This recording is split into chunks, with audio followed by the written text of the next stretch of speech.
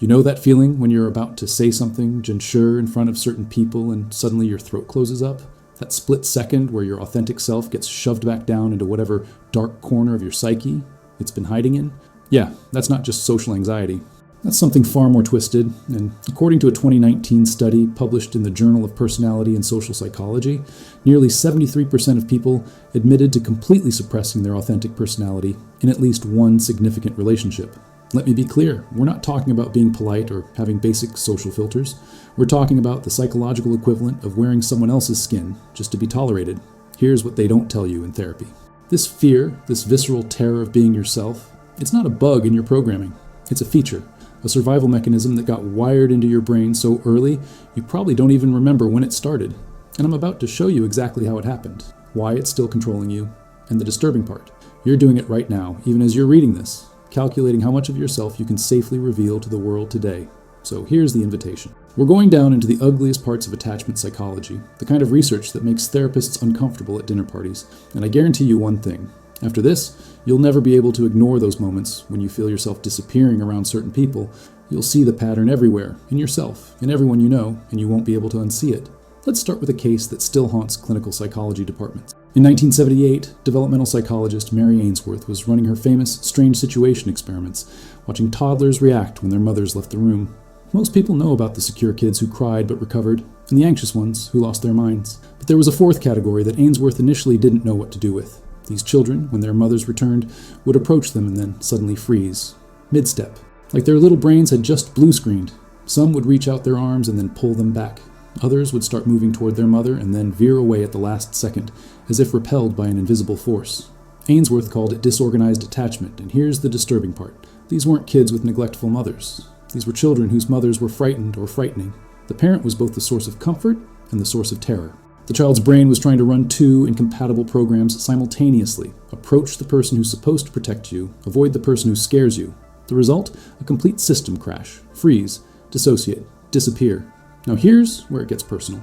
That same mechanism, that same neurological short circuit, it doesn't just go away when you grow up. It metastasizes. It spreads into every relationship where you need something from someone who also has the power to hurt you. Your boss who controls your paycheck, your partner who holds your heart, your parent whose approval you've been chasing for 3 decades. And what do? You freeze. You perform. You become whoever they need you to be, because showing them the real you, the messy, contradictory, imperfect you, feels like existential danger. There's a researcher named Alan Shore who spent his career studying the neurobiology of attachment, and he discovered something that should terrify you. When a child experiences that disorganized attachment pattern repeatedly, their right brain hemisphere, the part that processes emotions and sense of self, literally develops differently. The neural pathways that should connect your emotional experience to your sense of identity get disrupted. You end up with what he calls a false self-system. It's not metaphorical, it's measurable on brain scans. What this means in practice is that you learned before you could even form conscious memories that your authentic emotional responses were dangerous, that expressing your real needs led to rejection or chaos or worse. So you developed a strategy. You started reading the room, scanning faces for micro-expressions of approval or disapproval, modulating your personality in real time to match what you sensed others wanted from you. Psychologists call it hypervigilance, but that sounds too clinical for what it really is. It's exhausting. It's living in a constant state of performance anxiety where the show never ends and the mask never comes off. Here's the cruel irony. The people you're most afraid to be yourself around, they're usually doing the exact same thing to you. You're both performing, both terrified, both convinced that if you drop the act for even a moment, you'll be abandoned. It's like two people drowning who are afraid to call for help because they don't want to seem weak. You're in a relationship, sometimes for years, with someone you've never actually met and who's never actually met you. And before you think this is just about romantic relationships or family dynamics, let me tell you about a phenomenon that's been documented in workplace psychology. It's called identity threat, and it happens when people from marginalized groups enter spaces where they're underrepresented. Researchers found that these individuals will actively suppress parts of their identity, their accent, their cultural references, even their natural communication style just to fit in. But here's what's twisted. The cognitive load of maintaining that suppression is so intense that it actually impairs their performance. They're working twice as hard to seem like they belong, which makes it harder for them to actually do the work they're there to do. But it's not just marginalized groups. A 2017 study in the Journal of Applied Psychology found that employees across all demographics reported hiding significant aspects of their authentic selves at work. And the number one reason? Fear of judgment. Fear that if people knew who they really were, what they really thought, what they really needed, they'd be seen as unprofessional, uncommitted, or just plain weird. Think about the last conversation you had where you felt like you had to perform. Maybe it was a job interview, or meeting your partner's parents, or even just posting something on social media. Notice how you edited yourself, how you ran through possible responses, calculating which version of you would be most acceptable. That's not confidence, that's not social skills. That's the echo of that little kid in Ainsworth's lab, frozen mid-step, trying to solve an impossible equation. How do I get close to someone without triggering their fear or disapproval? And here's what nobody wants to admit. Sometimes the people we love most are the ones who make us feel most unsafe being ourselves. Not because they're monsters, but because the stakes are so high, because we need them so much that the risk of rejection feels unbearable. So we offer them a carefully curated version of ourselves, airbrushed and pre-approved, and we call it intimacy. But that freeze response, that moment when your authentic self gets shoved back down, your body is keeping score. The research on this is absolutely clear. Chronic self-suppression is linked to depression, anxiety, burnout, and even physical health problems. Your immune system literally weakens when you're constantly performing a false self. It's like your body is saying, if we're not going to be real, what's the point of being alive? So here's the question that should keep you up tonight. How many of your relationships would survive if you stopped performing?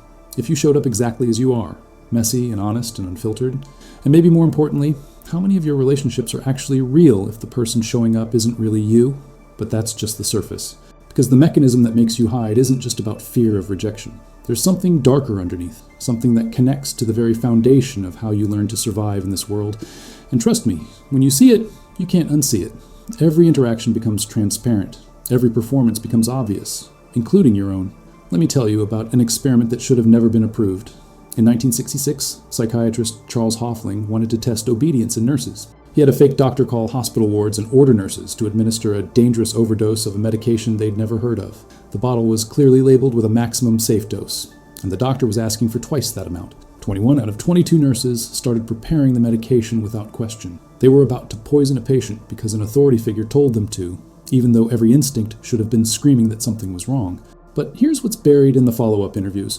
When researchers asked these nurses why they complied, they didn't say they believed the doctor was right. They said things like, I was afraid of getting in trouble, and you don't question doctors. They knew it was wrong. They felt it was wrong.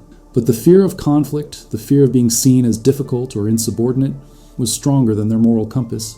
They were willing to potentially kill someone rather than be their authentic, objecting selves. Now, before you think you're different, consider this. How many times have you nodded along with an opinion you found repulsive? How many times have you laughed at a joke that made your stomach turn? How many times have you stayed silent when every cell in your body wanted to scream? You weren't preparing a lethal injection, but the mechanism is identical. You calculated that being yourself in that moment was more dangerous than betraying yourself. This is what psychologist Donald Winnicott called the false self. But unlike how it's usually presented in pop psychology, it's not just about people-pleasing or being inauthentic. It's a sophisticated defense system that develops when your true self, your spontaneous reactions and genuine needs, consistently meets with hostility, dismissal, or abandonment. The false self isn't a mask you put on. It's a personality structure that becomes so automatic, so deeply embedded, that you forget there's anything underneath it. And here's the part that makes this truly disturbing. The false self is functional. It works. It keeps you employed, keeps your relationship stable, keeps people from seeing the parts of you that you've learned are unacceptable. You get praised for it, and you're so easygoing. You're so professional. You never cause drama. What they're really saying is, thank you for not burdening us with your actual humanity. There's a researcher named Arlie Hochschild who studied emotional labor in the service industry, specifically flight attendants. She found that these workers were required to not just act friendly, but to actually generate authentic-seeming positive emotions on demand, even when passengers were abusive. They called it deep acting. You don't just smile. You convince yourself you're happy to serve someone who just called you an idiot. And the psychological cost? Sky-high rates of depression, anxiety, substance abuse. Because when you spend your working hours gaslighting yourself about your own emotions, that doesn't just turn off when you clock out, but it gets worse.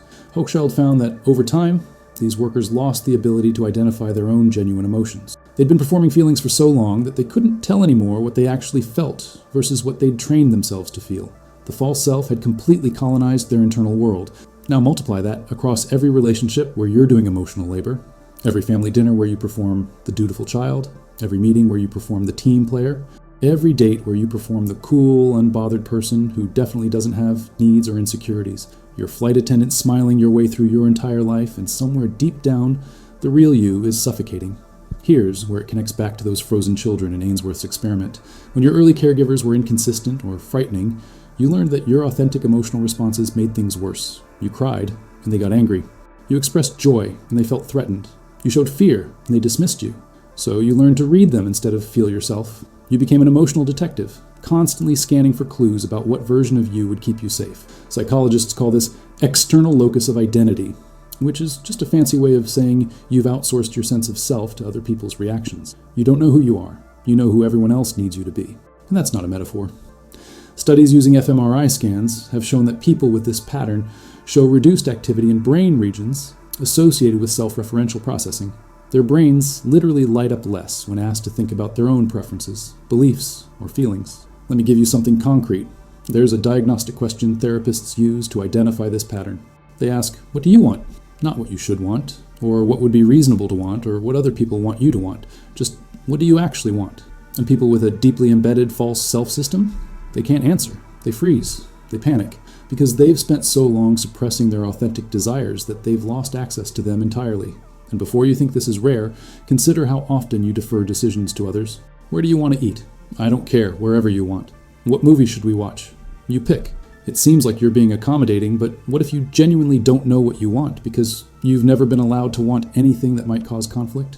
There's a clinical term for the most extreme version of this. It's called enmeshment, and it typically describes family systems where individual identity is treated as a threat to family cohesion. In enmeshed families, everyone's expected to want the same things, believe the same things, feel the same things. Difference is betrayal, boundaries, or selfishness. And if you grow up in that environment, you learn that having a self separate from others is dangerous. But here's what's truly sinister. Enmeshment doesn't just happen in families. It happens in any relationship where love is conditional on conformity. Your friend group that excludes anyone who doesn't share the exact same political views, your workplace that punishes anyone who questions the culture, your partner who interprets your need for alone time as rejection. These are all systems that require you to surrender your authentic self as the price of belonging, and you pay it. Because the alternative, being truly alone, feels like death. Because humans are tribal creatures, and exile from the tribe was historically a death sentence.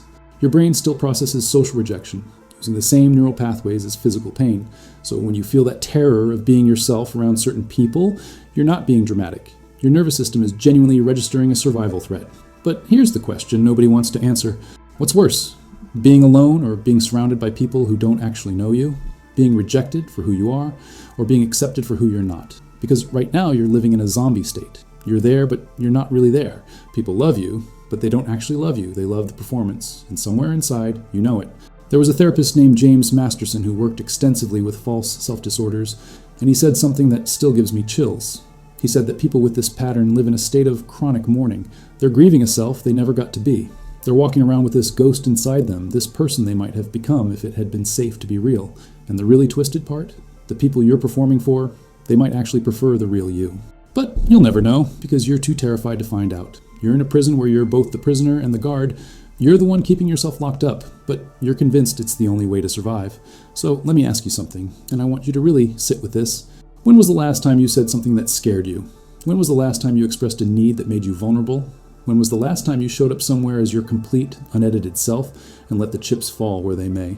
If you can't remember, or if the thought alone is making your chest tight, congratulations. You've successfully identified the prison bars. But knowing you're in prison isn't the same as knowing how to escape. Because the mechanism that keeps you trapped isn't just fear. It's something more primal, more automatic, something that hijacks your nervous system before your conscious mind even has a chance to intervene. And that's what we need to talk about next. Your vagus nerve is a wandering superhighway of information that runs from your brainstem down through your entire body, connecting your gut, heart, lungs, and face. And it has two modes. The ventral vagal state is when you feel safe, connected, capable of authentic social engagement. The dorsal vagal state is shut down, collapse, the biological equivalent of playing dead. And here's the part that explains everything. When you're around certain people, your vagus nerve can switch you into shutdown mode in milliseconds, before you're even consciously aware of feeling threatened. Stephen Porges, the neuroscientist who mapped this system, calls it neuroception. This is possible. It's your nervous system's ability to detect danger without involving your conscious mind at all. And if you grew up in an environment where being yourself triggered anger, withdrawal, or chaos, your nervous system learned to associate authenticity with danger. Now, as an adult, when you're about to say something real, express a genuine need, or show a vulnerable emotion, your vagus nerve hits the emergency brake. Your throat tightens, your mind goes blank, you suddenly can't find the words. That's not weakness. That's your autonomic nervous system trying to protect you from a threat it learned to fear decades ago. And the people who trigger this response most intensely, they're usually not the obvious villains. They're the ones who remind your nervous system of your early attachment figures. Your partner who goes quiet when they're upset, just like your father did. Your boss, whose approval you crave, just like you craved your mother's. Your friend who's subtly critical, just like your sibling was. Your body is responding to ghosts. You're not actually in danger, but your nervous system doesn't know that. It's running a program written when you were too young to understand that not all silence is the prelude to abandonment, that not all criticism is annihilation. There's a concept in trauma therapy called emotional flashback. Unlike regular flashbacks where you relive a specific event, emotional flashbacks are when you feel the same overwhelming emotions you felt during childhood trauma. But you don't realize that's what's happening. You just suddenly feel small, powerless, terrified. And in that state, you revert to your childhood survival strategies. You disappear, you perform, you become whoever you needed to be to make the scary person less scary. Let me tell you about a patient whose therapist published the case study in the Journal of Trauma and Dissociation. This patient, let's call her Sarah, had been in a relationship for 5 years. Objectively healthy relationship, loving partner, no abuse. But every time her partner asked her what she wanted for dinner, Sarah would have a panic attack. Not a mild anxiety spike. A full nervous system meltdown, sweating, hyperventilating, the works, over dinner choices. It took months of therapy to uncover why. When Sarah was a child, her mother had severe bipolar disorder. During manic episodes, the mother would quiz Sarah about her preferences, and if Sarah gave the wrong answer, the mother would rage for hours, accusing Sarah of being ungrateful, stupid, trying to hurt her. Sarah learned that having preferences was existentially dangerous. Her nervous system encoded the message, wanting something equals survival threat. And 40 years later, a loving partner asking about dinner would trigger that same neurological alarm. This is what's happening to you. Maybe not about dinner, but about something. There's some authentic part of you that your nervous system has flagged as dangerous based on outdated information. And every time you're about to express that part, your body stages a coup. It doesn't matter that you're an adult now. It doesn't matter that the person in front of you isn't actually going to abandon you. Your nervous system is running a fear algorithm that hasn't been updated since childhood. And here's where it gets really dark. The longer you suppress your authentic self, the more your nervous system reinforces the idea that authenticity is dangerous. Because every time you feel the urge to be real and then shut it down, you're teaching your brain that the impulse itself is the threat. You're not just hiding from others, you're hiding from yourself. Psychologists call this experiential avoidance. And it's the core mechanism behind almost every anxiety disorder, every depression, every personality disorder. There's a therapeutic approach called acceptance and commitment therapy, and they did studies with people who have severe social anxiety. They found that it's not the anxiety itself that's debilitating, it's the avoidance of the anxiety.